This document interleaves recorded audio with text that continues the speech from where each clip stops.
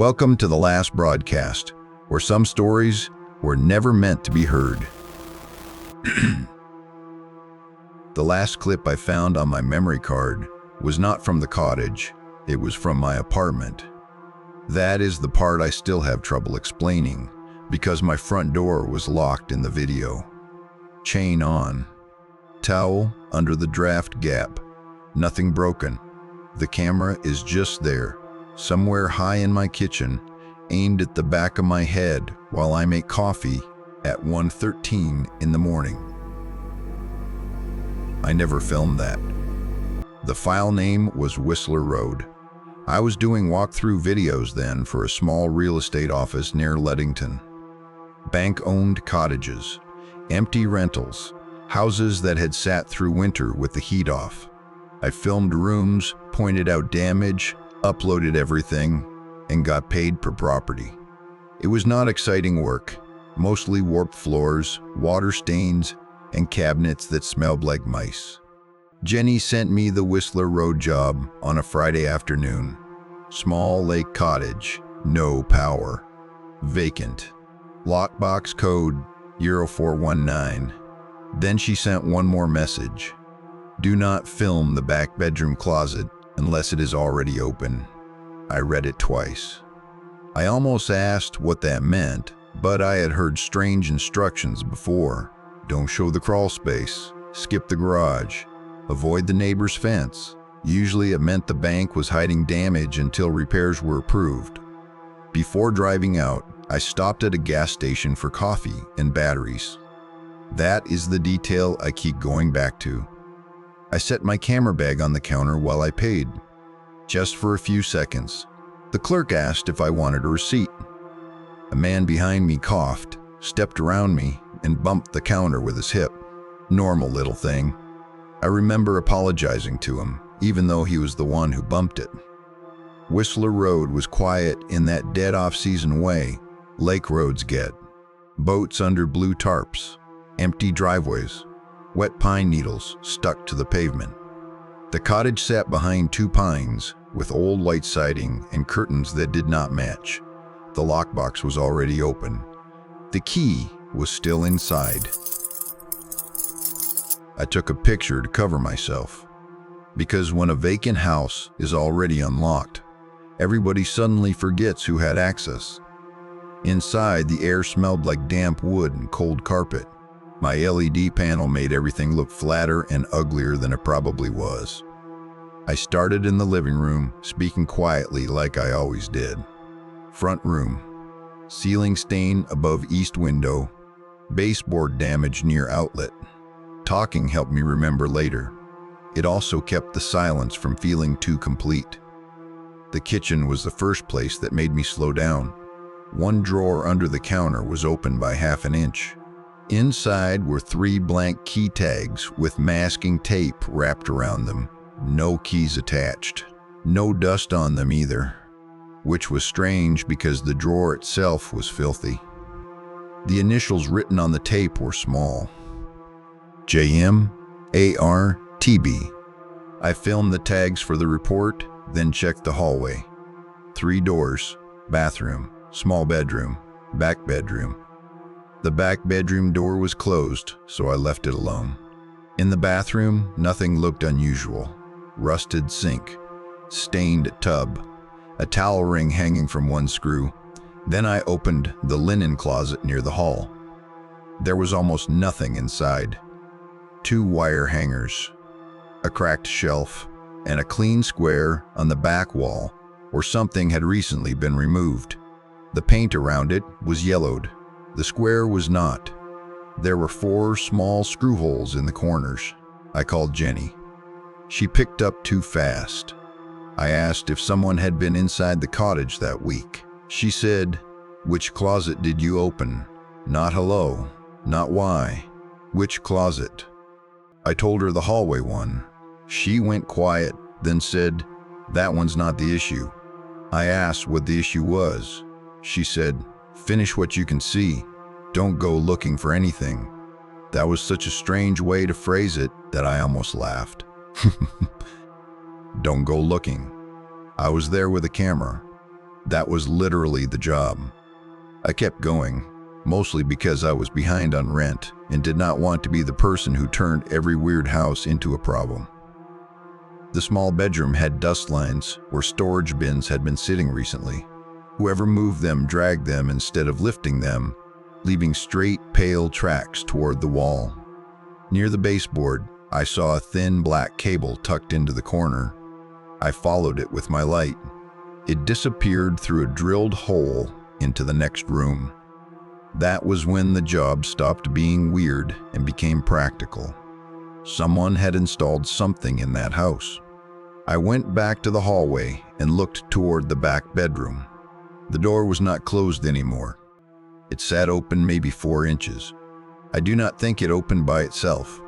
I do not want to make it sound like that. The house had drafts, old carpet, bad hinges, but I was 10 feet away. I had been listening harder than I wanted to admit. I stood in the hall and filmed through the gap without stepping in. The bedroom was empty. One window facing the lake, bare floor, closet on the left wall. And on the closet door, near the handle, was a tiny square of blue painter's tape. I zoomed in. There was a black dot in the center of the tape. At first I thought it was marker. Then the dot adjusted. Just enough to catch the light. A lens. I stopped recording. For a few seconds, I listened for people. Then for something smaller. A faint electronic click came from behind the wall. Then another one from the kitchen. Just little switches, like the house was waking up room by room. I called Jenny again. This time she sounded like she had moved somewhere private. I said, "There's a camera on the closet door." She asked, "Did you film the blue tape?" I said yes. She whispered a word I could not make out. Then she said, "Put the card in your pocket and leave. Do not upload anything from that house."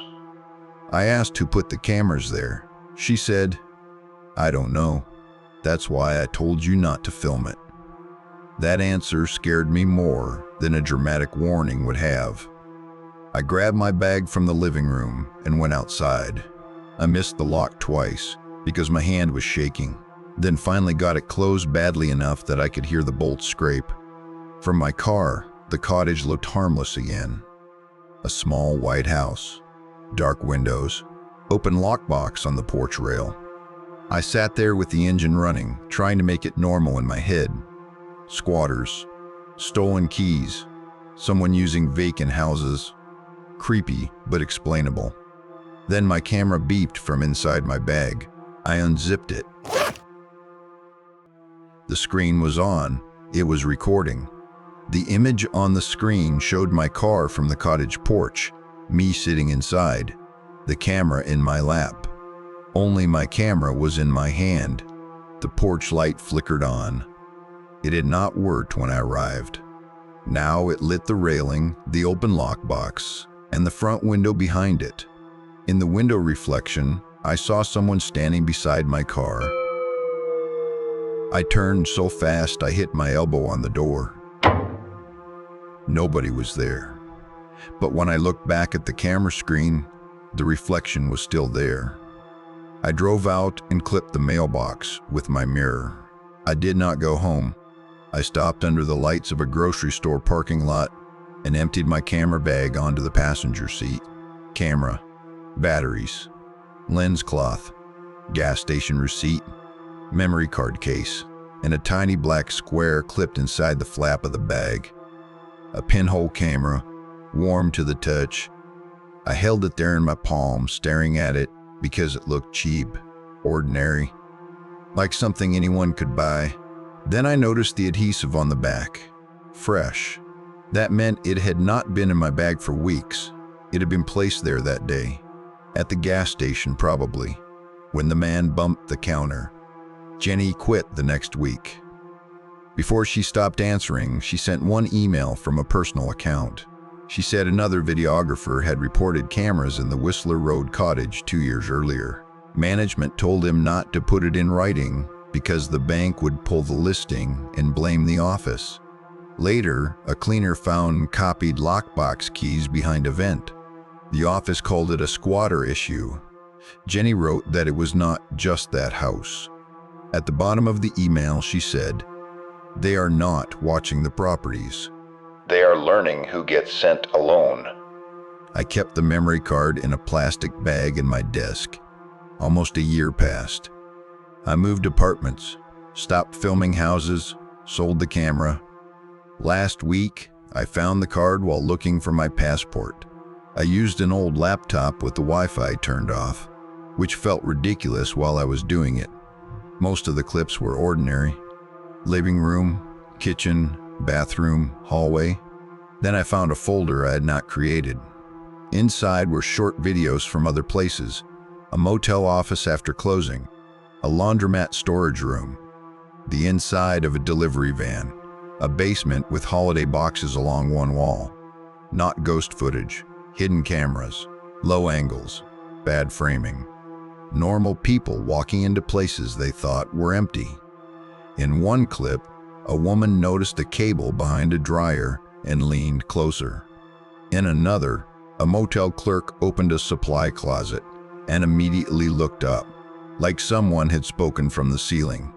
The final clip was labeled Whistler Road, but it was not the cottage. It was my apartment kitchen. The camera was placed high, maybe on top of the refrigerator. I stood with my back turned, making coffee in the hoodie I had worn that night. I remembered that moment. My phone lit up on the counter. I remembered seeing a notification and deciding I was too tired to answer. But in the video, the preview was readable. It was not from Jenny. It was from my own email address. It said, "Closet is clear, send another one." The clip should have ended there. Instead, the camera shifted slightly, like someone had touched it. My apartment door was visible in the background. Locked. Chain on. Towel under the draft gap. Then the handle moved down. Slowly, not from outside. From inside.